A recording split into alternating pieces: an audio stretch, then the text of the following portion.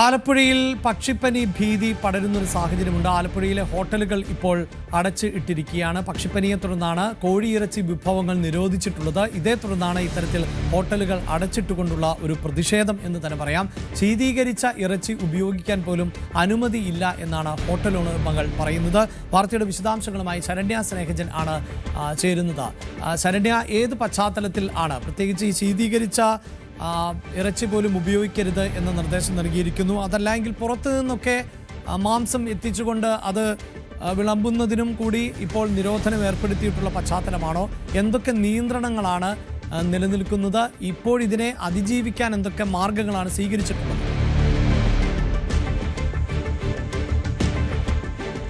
അഭിലാഷ, ആലപ്പുഴയിലെ പ്രത്യേകിച്ച് പുതുവത്സര ആഘോഷങ്ങൾ ഉൾപ്പെടെ നടക്കുന്നു. വലിയ രീതിയിലുള്ള ആഭ്യന്തര സഞ്ചാരികൾ വൻ തിരക്കാണ് ഇത്തവണ ആലപ്പുഴയുടെ ടൂറിസം രംഗത്ത് ഉള്ളത്. അത്തരത്തിൽ ഒക്കെ ഉള്ള നല്ല രീതിയിലുള്ള വ്യവസായം നടക്കേണ്ട ഒരു സമയത്താണ് വലിയ തിരിച്ചടിയായി പക്ഷിപ്പനി ഇവിടേക്ക് എത്തിയത് എന്ന് തന്നെ പറയാം.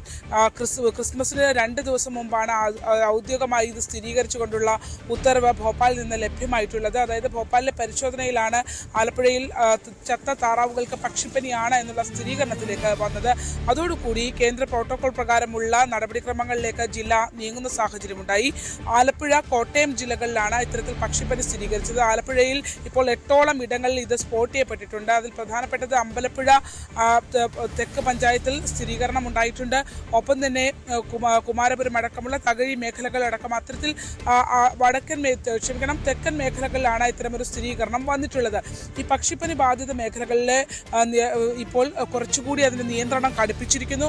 അതിൽ പ്രത്യേകിച്ച് ഈ പക്ഷിപ്പനി ബാധിതയുമായി ബന്ധപ്പെട്ട റെസ്റ്റോറൻറ്റുകളിൽ കോഴിയിറച്ചി, അതുപോലെ താറാവുകൾ, കാട ഇത്തരം സാധനങ്ങളുടെ വിതരണമോ അല്ലെങ്കിൽ മുട്ടയുടെ ഉൾപ്പെടെയുള്ള വിതരണങ്ങളോ അല്ലെങ്കിൽ അതിൻ്റെ വിഭവങ്ങളോ നൽകാൻ പാടില്ല എന്നുള്ള നിർദ്ദേശം ജില്ലാ കളക്ടറുടെ ഭാഗത്തു നിന്ന് വന്നതോടെയാണ് പ്രതിഷേധം കടുപ്പിച്ചുകൊണ്ട് ഹോട്ടൽ ആൻഡ് റെസ്റ്റോറൻറ്റ് അസോസിയേഷൻ രംഗത്ത് വന്നിരിക്കുന്നത്. ഇന്നലെ അവർ കളക്ടറേറ്റിലേക്ക് മാർച്ച് നടത്തുകയും ജില്ലാ കളക്ടറുമായി കൂടിക്കാഴ്ച നടത്തുകയും ചെയ്തു. പക്ഷേ അതിനകത്ത് ഒരു തീരുമാനമായില്ല എന്ന് മാത്രമല്ല, ഈ കാര്യവുമായി അതായത് ഈ നിയന്ത്രണവുമായി മുന്നോട്ട് പോകാനുള്ള തീരുമാനം ജില്ലാ കളക്ടർ അലക്സ് വർഗീസ് ഇവരെ അറിയിക്കുകയും ചെയ്തതോടുകൂടി മറ്റൊരു തരത്തിലുള്ള പ്രതിഷേധത്തിലേക്ക് ആലപ്പുഴ ഇപ്പോൾ നീങ്ങിയിരിക്കുന്നു. ഇന്ന് പുലർച്ചെ മുതൽ എല്ലാ റെസ്റ്റോറൻറ്റുകളും അടച്ച് ഹോട്ടലുകളിലെ റെസ്റ്റോറൻറ്റുകൾ പ്രവർത്തിക്കില്ല. അത്തരത്തിൽ റെസ്റ്റോറൻറ്റുകൾ മുഴുവനായി അടച്ച് പ്രതിഷേധം അറിയിക്കുകയാണ്. ഇന്ന് മുതൽ അനിശ്ചിതകാല സമരം തുടങ്ങുമെന്നുള്ളതാണ് അറിയിച്ചിട്ടുള്ളത്. അതിന്റെ ഭാഗമായി ആലപ്പുഴയിൽ ഇപ്പോൾ റെസ്റ്റോറൻറ്റുകൾ പ്രവർത്തിക്കുന്നില്ല. മാത്രമല്ല, വെജിറ്റേറിയൻ റെസ്റ്റോറൻറ്റുകൾ ഉൾപ്പെടെ 1500ഓളം റെസ്റ്റോറൻറ്റുകളാണ് ഉടമകളും ഒപ്പം തന്നെ തൊഴിലാളികളുമാണ് ഈ സമരത്തിൽ ഏർപ്പെടുന്നത്. അവർ കടകൾ അടച്ചാണ് പ്രതിഷേധിക്കുന്നത്. പ്രത്യേകിച്ച് ശീതീകരിച്ച ഇറച്ചി ഉപയോഗിക്കാൻ കഴിയണമെന്നുള്ള ആവശ്യമൊക്കെ അവർ ഉന്നയിക്കുകയും ചെയ്യുന്നുണ്ട്. അഭിലാഷ്, ഇതാണ് ആലപ്പുഴയിലെ പശ്ചാത്തലം എന്നാണ് ശരണ്യ സ്നേഹജൻ നൽകുന്ന വിവരങ്ങൾ. ഇപ്പോൾ ഡോക്ടർ ബീന കൂടി നമ്മളോടൊപ്പം ചേരുന്നുണ്ട്.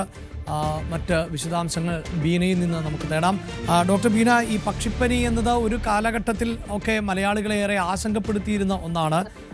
വലിയ തോതിൽ ഈ മാംസാഹാരം, പ്രത്യേകിച്ച് ചിക്കനൊക്കെ മലയാളികൾ ഉപേക്ഷിച്ചൊരു പശ്ചാത്തലമുണ്ട്. പക്ഷേ ഇപ്പോൾ നമ്മുടെ ഒരു ഭക്ഷ്യ സംസ്കാരം തന്നെ മാറിയിട്ടുണ്ട്. കൂടുതൽ ഹോട്ടൽ ഭക്ഷണങ്ങളെ കുടുംബങ്ങൾ ആശ്രയിക്കുന്ന സാഹചര്യമുണ്ട്. അതുകൊണ്ട് തന്നെ ഏത് തരത്തിലുള്ള ഒരു ജാഗ്രത പുലർത്തേണ്ട സമയമാണിത്? ഇത് ശരിക്കും പറഞ്ഞാൽ നമ്മൾ ഈ പക്ഷിപ്പനി എന്ന് പറയുമ്പോൾ ഇത്രയേറെ പ്രാധാന്യം കൊടുക്കുന്ന ഇതൊരു ജന്തുജന്യ രോഗമായതുകൊണ്ടാണ്. അതുമാത്രമല്ല, ചിലപ്പോൾ ഈ രോഗമുണ്ടാക്കുന്ന വൈറസിന് മ്യൂട്ടേഷൻ, രൂപാന്തരം സംഭവിച്ച് കൂടുതൽ വിറലൻ്റ് ആവാൻ അല്ലെങ്കിൽ കൂടുതൽ ശക്തിയേറിയ വൈറസായി മാറാനുള്ള സാധ്യതയുണ്ട്.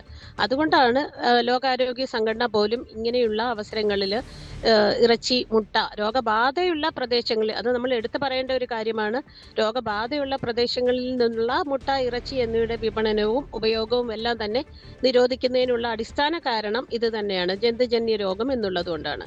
ഈ വൈറസിനെ സംബന്ധിച്ച് നമ്മൾ പറയുകയാണെന്നുണ്ടെങ്കിൽ 70 ഡിഗ്രിക്ക് മേലെ ഇത് വേവിച്ചു കഴിഞ്ഞാൽ, അതായത് നമ്മുടെ കോഴിയിറച്ചി ആയാലും മുട്ടയായാലും പാകം ചെയ്ത് കഴിഞ്ഞാൽ ഈ വൈറസ് നിർവീര്യമാവുകയാണ്.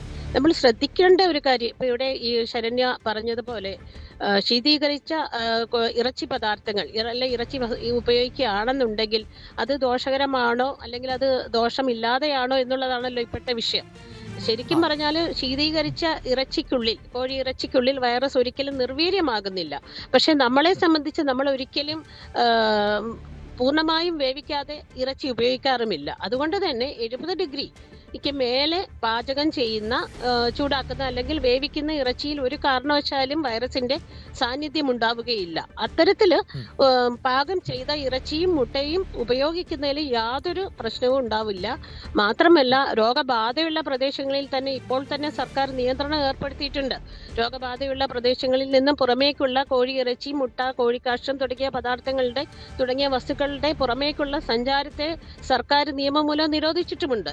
അതുകൊണ്ട് തന്നെ ഈ പ്രദേശങ്ങളിൽ ഒഴിച്ചിട്ടുള്ള പുറമേയുള്ള ഭാഗങ്ങളിലെ കോഴിയിറച്ചിയും മുട്ടയും ഉപയോഗിക്കുന്നതിൽ യാതൊരുവിധ തെറ്റുമില്ല. പക്ഷെ ഉപയോഗിക്കുമ്പോൾ നമ്മൾ കുറച്ച് സുരക്ഷാ മാർഗങ്ങൾ എടുക്കേണ്ടതുണ്ട് എന്ന് മാത്രമുള്ളതാണ്. കാരണം ഈ ഇറച്ചിക്കകത്തു നിന്നാണല്ലോ തീർച്ചയായിട്ടും വൈറസ് നമ്മൾ ഇതിനെ പാകം ചെയ്യുന്ന, അതായത് ഇതിനെ ഡ്രസ് ചെയ്യുന്ന സമയത്തും ഇത് നമ്മൾ ബെയർ ഹാൻഡ്സ് അല്ലെ നമ്മൾ കൈകൾ ഉപയോഗിക്കുകയാണെങ്കിൽ നമുക്ക് ഈ രോഗബാധ മനുഷ്യരിലേക്ക് പകരാനുള്ള സാധ്യതയുണ്ട്.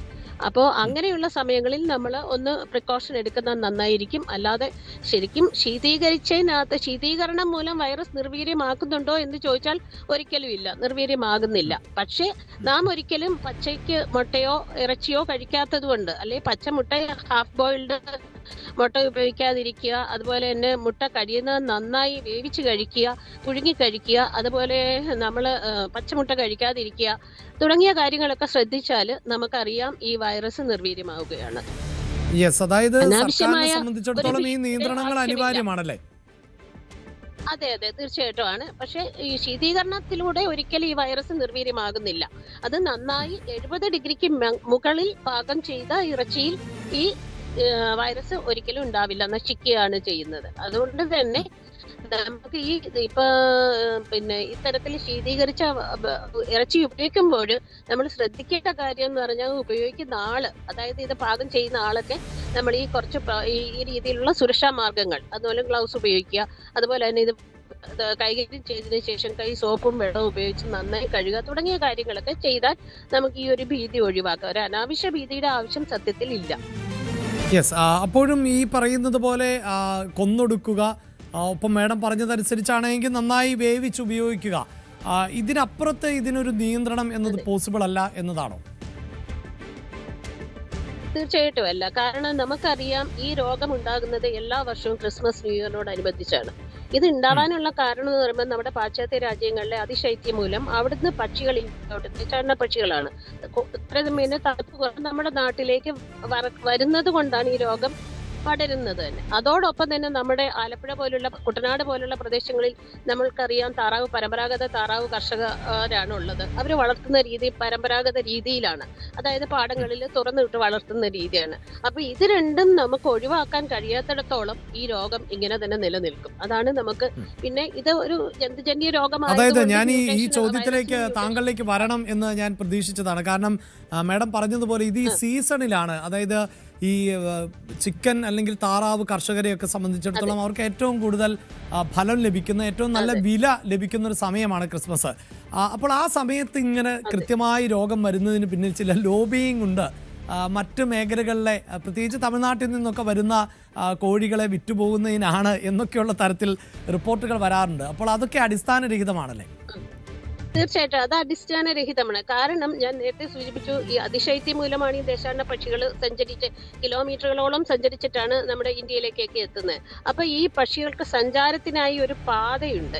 ആ പാതയിൽ വരുന്ന ഒരു സംസ്ഥാനമാണ് കേരളം. അതാണ് നമുക്ക് ഇവിടെ ഈ സീസണിൽ തന്നെ എല്ലാ വർഷവും അല്ലെങ്കിൽ ഒന്നിടവിട്ട വർഷങ്ങളിൽ രോഗബാധ ഉണ്ടാവാനുള്ള കാരണം.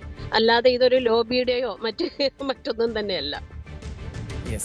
ഒരു കാര്യം കൂടി ഞാൻ അവസാനിപ്പിക്കുകയാണ്. അതിനു മുമ്പ് മേഡം പറഞ്ഞു കഴിഞ്ഞു, അതായത് ഈ ഇറച്ചി നന്നായി തിളപ്പിച്ച് വേവിച്ച് ഉപയോഗിച്ചാൽ തെറ്റില്ല എന്ന്. നമ്മൾ ഈ കേരളം പുലർത്തുന്ന ഒരു ജാഗ്രത ഒരു പക്ഷേ മറ്റു സംസ്ഥാനങ്ങളിൽ ഉണ്ടാകണമെന്നില്ലല്ലോ. ഇപ്പോൾ കേരളത്തിലേക്ക് ഏറ്റവും കൂടുതൽ കോഴിയൊക്കെ കടന്നു വരുന്നത് പുറത്തു നിന്നൊക്കെയാണ്. അപ്പോൾ അത് രോഗബാധിതമാണോ അല്ലെങ്കിൽ ഈ വൈറസ് ബാധിതമാണോ എന്നറിയാൻ എന്തെങ്കിലും സംവിധാനമുണ്ടോ? അതിനപ്പുറത്ത് നമ്മൾ എവിടെ നിന്ന് ഈ ചിക്കൻ മേടിച്ചാലും നന്നായി വേവിച്ച് ഉപയോഗിക്കുക, മുട്ട നന്നായി വേവിച്ച് ഉപയോഗിക്കുക എന്നത് മാത്രമാണ് ഒരു സൊല്യൂഷൻ? അതേ ഉള്ളൂ. നമുക്ക് പറയാൻ പറ്റില്ല തമിഴ്നാട്ടിൽ ഇപ്പൊ ഈ രീതിയിലുള്ള രോഗബാധയുണ്ടോ അല്ലെ രോഗബാധ ഭീഷണി ഉണ്ടോ എന്ന് നമുക്കറിയാം. ഇപ്പൊ നിലവിൽ മാർഗങ്ങളിൽ ഇത് നമ്മൾ കോഴികൾ അല്ലെങ്കിൽ താറാവുകൾ കൂട്ടത്തോടെ ചത്തൊടുങ്ങുമ്പോഴാണ് ഈ പൂർണ്ണമായ മറ്റു പരിശോധനകളിലേക്ക് പോകുന്നതും ഭോപ്പാലിലേക്ക് ഹൈ സെക്യൂരിറ്റി ഡിസീസ് ലാബിലേക്ക് അയക്കുകയും മറ്റും ചെയ്താണ് ഈ രോഗം നിർണ്ണയിക്കുന്നത് തന്നെ. ഇതിന് വേൾഡ് ഹെൽത്ത് ഓർഗനൈസേഷൻ ഒരു പ്രോട്ടോകോൾ പറഞ്ഞിട്ടുണ്ട്. അതിനപ്പുറം നമുക്കൊന്നും ചെയ്യാൻ കഴിയാത്ത ഒരു രോഗമാണ് ഈ ബേർഡ് ഫ്ലൂ അല്ലെങ്കിൽ പക്ഷിപ്പനി എന്ന് പറയുന്നത്. അതുകൊണ്ട് തന്നെ മറ്റൊരു സംസ്ഥാനത്തുണ്ടെങ്കിൽ പോലും നമുക്ക് അത് ഒരു പക്ഷേ കൺഫേം ചെയ്ത് അറിയാൻ അത് താമസം വന്നിരിക്കും. യെസ്, വളരെ നന്ദി ഡോക്ടർ ബീന. അങ്ങേറ്റം വാല്യുബിൾ ആയ നിർദ്ദേശങ്ങളും അറിവുമാണ് താങ്കൾ പകർന്നു നൽകിയത്. പ്രത്യേകിച്ച് ഇതിന് പിന്നിൽ ഈ ലോബിയിങ് എന്നതൊക്കെ തെറ്റായ പ്രചാരണമാണ്. വളരെ കൃത്യമായി, അതായത് ഈ ദേശാടന കിളികൾ എന്നൊക്കെ നമ്മൾ വിശേഷിപ്പിക്കുന്ന കിളികൾക്ക് സഞ്ചാരപാതയുണ്ട്. ആ സഞ്ചാരപാതയിലൂടെ വരുന്ന പക്ഷികൾ കേരളത്തിലൂടെയാണ് കവർ ചെയ്തു പോകുന്നത്. അതുകൊണ്ടാണ് ഈ കൃത്യമായി സീസണിൽ ഈ അസുഖം വരുന്നത് എന്നുള്ളതാണ് ഡോക്ടർ നൽകിയ വിവരം. അതോടൊപ്പം പ്രേക്ഷകർ ശ്രദ്ധിക്കേണ്ടത് ക്രിസ്മസ് കാലം, ന്യൂ ഇയർ കാലമൊക്കെയാണ്. തീർച്ചയായും മലയാളികളുടെ ഭക്ഷണ രീതിയിൽ വലിയ മാറ്റമുണ്ടായിട്ടുണ്ട്. മാംസാഹാരമൊക്കെ, ചിക്കൻ എന്നതൊരു പ്രധാന വിഭവമാണ്. അതുകൊണ്ട് അത് പാചകം ചെയ്യുന്നവർ സൂക്ഷിക്കുക, നന്നായി തിളപ്പിച്ച് ഉപയോഗിക്കുക എന്നതാണ്. ശരണ്യ, ഇവിടെ ഇതാ 1-2 കാര്യങ്ങളിൽ വ്യക്തത കൈവന്നു കഴിഞ്ഞു. അതായത്